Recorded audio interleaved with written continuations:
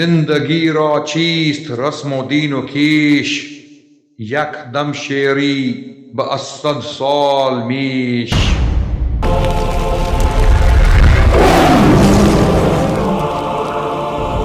King of asset ایک ایسا حکمران جس کے بارے میں انگریز مائیں اپنے بچوں کو خوفزدہ کرنے کے لیے کہا کرتی تھیں، چپ ہو جاؤ، ٹیپو سلطان آ رہا ہے، شیر میسور آ رہا ہے۔ جی ہاں، ٹیپو سلطان، وہی حاکم جس کی شہادت بھی انگریزوں کے دلوں سے اس کا خوف نہ مٹا سکی۔ معزز ناظرین، موضوع کی طرف بڑھنے سے پہلے ہمارے چینل کو سبسکرائب کرنا نہ بھولیں اور ویڈیو کو لائک کرتے چلیں۔ شیر مشرق، شیر میسور، ٹیپو سلطان، جن کا مکمل نام سلطان فتح علی صاحب تھا، 20 نومبر 1750 میں دیوان ہیلی انڈیا میں پیدا ہوئے اور اپنے والد سلطان حیدر علی سے ورثے میں ملنے والی ایک عظیم مملکت میسور کے حکمران بنے۔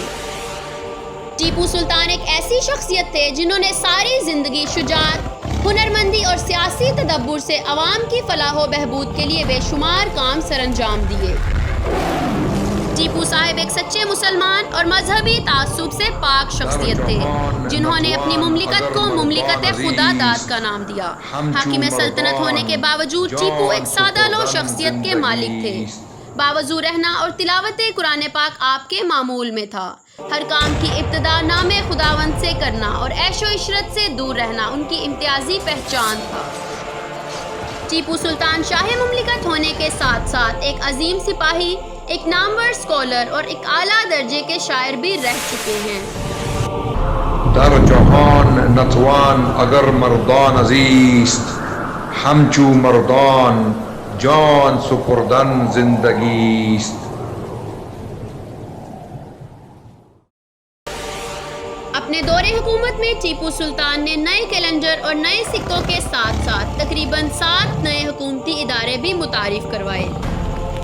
راکٹس کی ایجاد کا اعزاز بھی ٹیپو سلطان کو ہی حاصل ہے۔ فوجی جدتوں میں کئی نئی ایجادات کے ساتھ راکٹس کے استعمال کی ابتدا بھی ٹیپو سلطان نے ہی کی۔ یہ انہی کی ایجاد کردہ ٹیکنالوجی تھی جسے بعد میں یورپیوں نے استعمال کیا۔ ٹیپو سلطان ایک ذہین و فطین شخصیت کے مالک ہوا کرتے تھے۔ اپنی ذاتی لائبریری میں تقریباً 2000 کتابیں رکھنے والے ٹیپو مطالعہ کے بھی بے حد شوقین تھے۔ اپنی فوجی مہارتوں، نڈر اور بے باک فطرت اور جنگجو صلاحیتوں کے باعث ٹیپو سلطان نے 18ویں صدی میں جنوبی بھارت کی جنگوں میں فتح حاصل کر کے خاصی شہرت حاصل کی اور 1777 سے 1779 کے دوران مرہٹوں کے خلاف بھی کئی جنگوں میں ایک رہنما کا کردار ادا کرتے رہے۔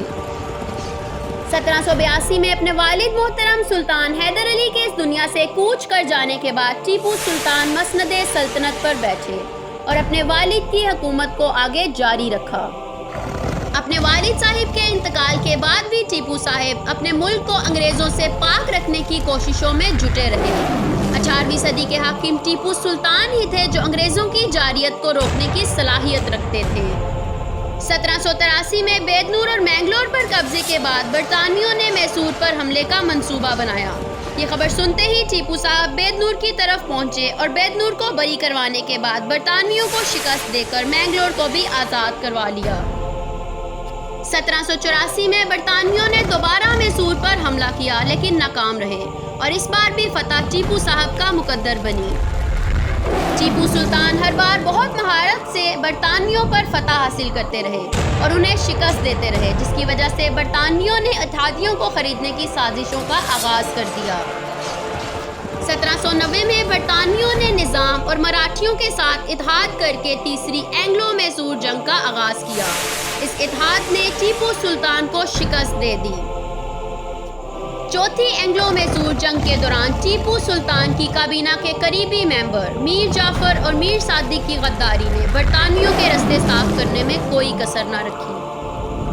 ملک غداروں اور فرانسیسی مدد کی عدم موجودگی نے ٹیپو صاحب کی حکومت کو ختم کر دیا۔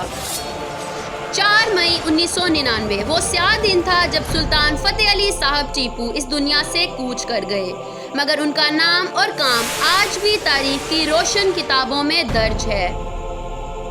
معزز ناظرین، ہماری آئندہ کی ایسی ہی معلوماتی اور دلچسپ ویڈیو سے باخبر رہنے کے لیے بیل آئیکن کو پریس کرنا نہ بھولیں۔ شکریہ۔